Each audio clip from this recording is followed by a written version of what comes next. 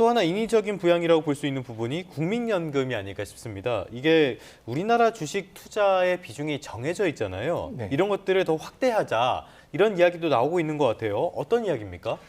사실 지금 국내 주식의 연말 목표 비중이 한 15%까지였던 것으로 알려져 있습니다. 예. 그런데 현재 주가가 급등하면서 보유한 주식 평가 가치가 17%를 넘어섰다라고 합니다. 사실은 어느 정도 조정이 됐어야 되는 측면인데 주가가 오르는 과정에서 뭐 외국인들은 뭐 차익 실현을 했다라는 얘기가 있지 않았습니까? 예. 그러니까 사실은 이게 그 국민연금 측면에서도 일반적으로 목표 비중을 초과하면 매도해서 비중을 낮추는 것이 원칙입니다. 근데 이 원칙을 안 지켰다는 얘기고요.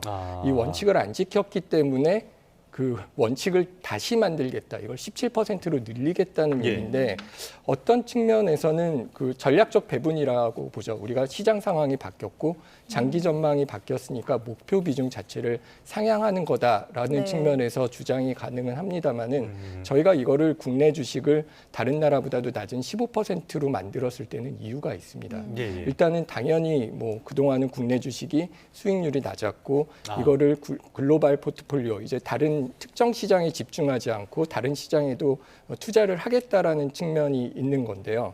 근데 문제가 되는 부분 중에서 가장 걱정스러운 것은 이런 식으로 비율을 늘렸을 때 시장이 좋으면 상관이 없는데 예, 우리가 15%로 얘기를 예, 예, 했을 예. 때는 이거를 국민연금이 팔아야 되는 상황이 있지 않습니까? 예. 그러면 그 국민연금이 파는 유동성을 과연 누가 흡수해 줄 것인가? 이게 위로 올라갈 때의 변동성보다도 저희가 걱정해야 되는 것은 하방 압력이 들어왔을 때의 예, 예. 변동성이고요. 특히 단기적으로 그런 하방 압력에 대한 우려뿐만 아니라 국민연금이 잘 아시다시피 이제 2040년대 중반부터는 지급액이 수입액을 초과하기 때문에 연금 감소 시기가 그렇게 많이 남지 않은 상황입니다. 예, 예. 근데 국내 비중이 높다라고 할 경우에는 뭐 다른 상황은 모르겠지만 적어도 국민연금은 포트폴리오를 계속 줄여야 되는 상황인데 그렇죠. 예. 그때의 어떤 시장에 대한 충격을 줄여놓기 위해서는 사실상 국내 주식 비중을 너무 많이 가져가면 안 되는 부분인데 이번에 어떤 이유로 이렇게 됐는지에 대해서는 사실 좀 논의가 많이 되고 있습니다만은 이렇게 그 주가가 급등했다 그래서 어떤 원칙대로 하고 있는 목표 비중을 제대로 맞추지 못한 것들은 좀 문제가 있지 않았나라는 예. 생각을 하고 있습니다. 알겠습니다. 여러 가지 측면에서 살펴볼 필요는 분명히 있어 보이고요. 약간 반대되는 목소리도 나온 것 같습니다. 박금철 기획재정부 세제실장이 국회에서 금투세, 금융투자소득세를 다시 논의해야 한다 이런 발언을 했고요. 진성준 의원 역시도 이게 필요하다라고 거듭 강조를 했거든요. 이런 것들 시장에 미칠 영향이라든지 필요성이라든지 교수님은 어떻게 보십니까? 사실 금투세와 같은 내용은 어떤 면에서 원칙상으로는 소득이 있는 곳에 세금이 있다라는 측면에서는 우리가 고려를 했어야 되는 부분이 있는데 조세 원칙이니까요. 예. 근데 다만 2024년도에 금투세 얘기를 했다가 그 당시에는 이제 폐지를 했었습니다. 시장 위축이 좀 우려가 됐고요. 투자자들이 반발할 것이다라는 얘기가 있었고 무엇보다 이 정책 설계와 관련돼서 이쪽 약간의 소득을 받았을 때 어떤 그 공제 대상에서 빠진다든지 하는 그 세금 체계 자체가 제대로 준비되지 않았다라는 측면이 있었습니다. 예. 그래서 긍정적인 측면에서는 말씀하셨듯이 조세 형평성을 재인식하고 가뜩이나 재정 문제가 우려가 커지는 상황에서는 네. 세수 확보의 필요성이 있기 때문에 정책 재검토를 한다는 의지를 보여주는 것은 좋은 일입니다만 이게 정책 일관성이 너무 부족한 게 아니냐. 예. 이게 불과 폐지 얘기가 나오지 얼마 안 된 상황에서 다시 재논의를 하는 것은 어떤 시장 혼란에 대한 가중을 가지고 올 수가 있고요. 그다음에 많은 경우에 정치적 의도도 좀 얘기를 좀 하는 것 같습니다. 네. 그렇지만 어쨌든 간에 이게 감세 혜택이 상위의 10% 약간 소수에게 집중되는 것은 뭐 자산 격차를 심화할 것이다라는 주장은 어느 정도 설득력이 있습니다만 이게 부의 불평등 완화, 뭐 조세 형평성 이런 것들이 되게 중요하지만 저희 그 재정 세수 정책에서 가장 큰 문제점들은 좀 전에 배당세 말씀드렸고 이제 금투세 말씀드렸고 그다음에 뭐 자산 어떤 소득에 대한 세금은 또 따로 움직이고 있는데 예. 이 각각에 대한 것들을 보고 있고 어떤 뭐 거래세와 아니면 전반적인 소득에 대한 세율, 예를 들면 배당세도 한때는 배당세를 하지 말고 그걸 금투세에 합쳐야 된다는 논의가 있었습니다. 그래서 네. 전체적인 어떤 세금의 필요성과 이 세금이 어디에 쓰이는지 그 목적에 부합하게 이것이 뭐 설계가 돼야 되는데 그때 필요에 따라서 이렇게 왔다 갔다 하는 정책은 조세 정책으로서는 좀 바람직하지 않은가. 어떤 정책의 일관성을 확보하고 어떤 장기 계획 안에서 정책을 좀 신중하게 내고 이제 수행해야 되지 않을까라는 우려가 좀 있습니다. 네, 알겠습니다. 국민연금 기금이 2025년 8월 말까지 8.2%의 잠정 누적 수익률을 기록하며 순조로운 운용 성과를 이어가고 있습니다. 이는 3년 평균 수익률과 1988년 기금 설립 이후 연평균 수익률을 모두 웃도는 양호한 성적입니다. 3일 국민연금공단에 따르면 이런 성과를 이끈 1등 공신은 국내 주식 부문입니다. 올해 8월 말 기준 자산별 성과 내용을 살펴보면 국내 주식 부문은 무려 36.4%에 달하는 잭포 수준의 수익률을 기록하며 전체 성과를 견인했습니다. 해외 주식 부문 역시 8.61%의 견조한 수익률을 보태며 힘을 실었습니다. 반면 다른 자산군들은 상대적으로 부진한 모습을 보였습니다. 국내 채권은 2.85%의 수익을 내는 데 그쳤으며 해외 채권은 마이너스 1.64%로 손실을 기록했습니다. 특히 기금의 포트폴리오 다변화를 위해 비중을 늘려온 대체 투자 자산은 0.13%의 수익률로 사실상 제자리 걸음을 했습니다. 물론 이는 연말 공정가치평가가 반영되기 전에 잠정 수치라는 점을 감안해야 합니다. 단기자금 역시 마이너스 0.73%의 손실을 냈습니다. 결과적으로 2025년 8월까지의 8.2%라는 성과는 국내 주식이 홀로 이끌고 해외 주식이 뒤를 바친 비대칭적 결과로 풀이됩니다. 주목할 점은 최근 기금 운용 인력 유출 등 인력난에 대한 우려가 계속되는 상황에서 운용 전문성이 빛을 발했다는 것입니다. 원화 기준 초과성과 내용을 보면 2025년 8월까지 국내 주식, 해외 주식, 국내 채권, 해외 채권 등 4대 주요 자산군 모두에서 시장 기준 수익률인 벤치마크 BM을 웃도는 성과를 달성했습니다. 국내 주식은 벤치마크 대비 1.22%포인트 높은 36.68%의 수익률을 기록했고 해외 주식, 국내 채권도 벤치마크를 상회했습니다. 심지어 손실을 본 해외 채권조차 벤치마크보다는 0.38%포인트 더 나은 성과를 거뒀습니다. 이는 글로벌 금융시장의 불확실성이 높아지는 상황에서도 기금운용본부가 시장 흐름보다 한 발 앞선 운용 전략으로 알파 초과 수익을 창출했음을 의미합니다. 수익률이 높아지면 기금 고갈 시점이 늦춰집니다. 지난 3월 통과된 연금 개혁안에 따라 연금 고갈 시점이 2072년으로 기존보다 15년 늦춰진 배경은 보험료율 인상 외에 정부가 기금 목표 수익률을 4.5%에서 5.5%로 1%포인트 높였기 때문입니다.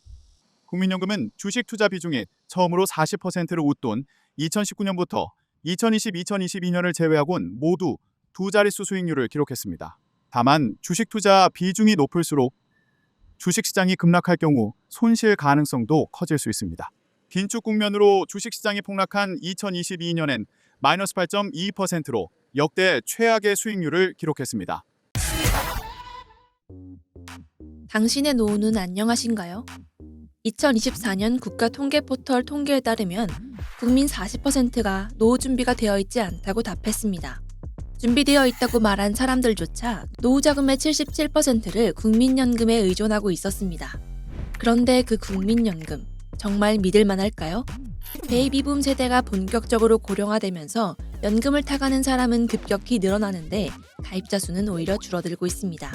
이대로라면 23년 뒤인 2048년이면 적자로 돌아서고 2064년에는 기금이 완전히 바닥난다는 무서운 전망이 나옵니다. 국민의 든든한 노후를 지켜주겠다던 국민연금. 오히려 국가 재정을 갉아먹는 시한폭탄이 되어버린 걸까요?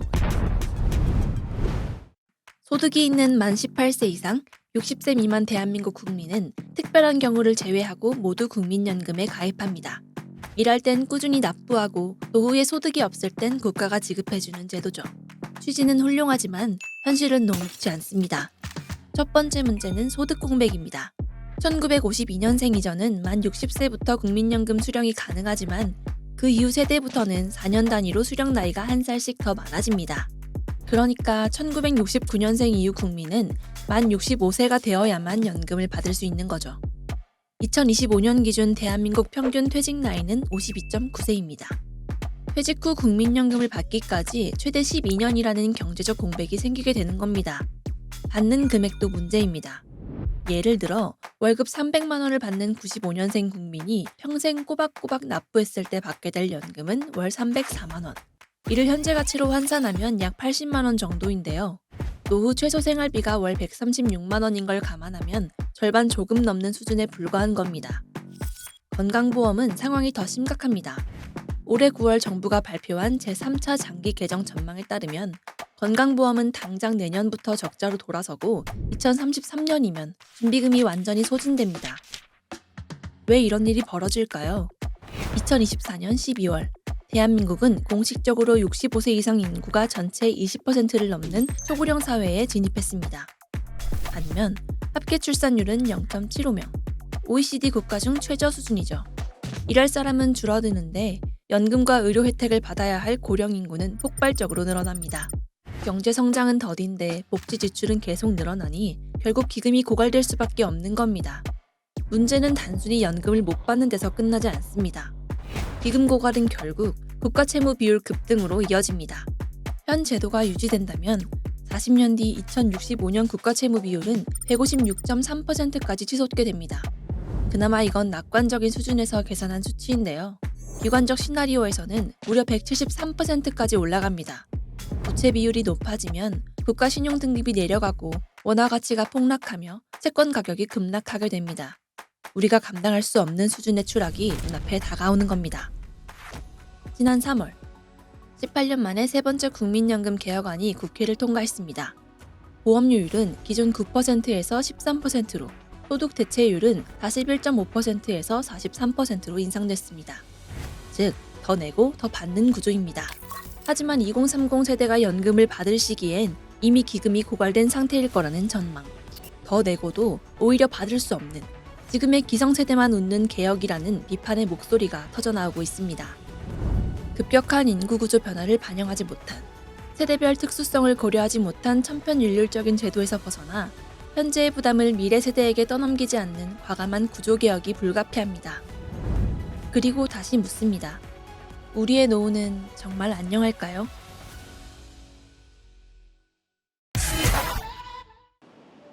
인구 감소의 잠재 성장률을 밑도는 0%대 성장이 예상되고 있습니다.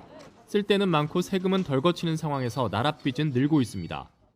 올해 국내 총생산 GDP 대비 국가 채무 비율은 49.1%, 기획재정부가 40년 뒤 상황을 추계한 결과 2065년 156.3%로 올해보다 3.18배 급증할 것으로 전망됐습니다.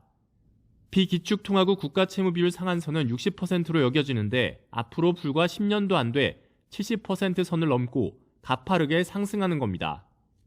정부는 국가 채무 비율 증가의 주요 원인으로는 저출생 고령화에 따른 의무 지출 증가와 성장 둔화 등을 꼽았습니다. 40년 뒤 65세 이상 인구 비율은 47%로 지금보다 2배 이상 늘고 생산 연령 인구는 절반 수준으로 감소할 전망입니다. 법에 따라 정부가 의무적으로 지출해야 하는 예산인 의무 지출 비율은 올해 GDP 대비 13.7%에서 40년 뒤 23.3%까지 급증할 것으로 예측됐습니다.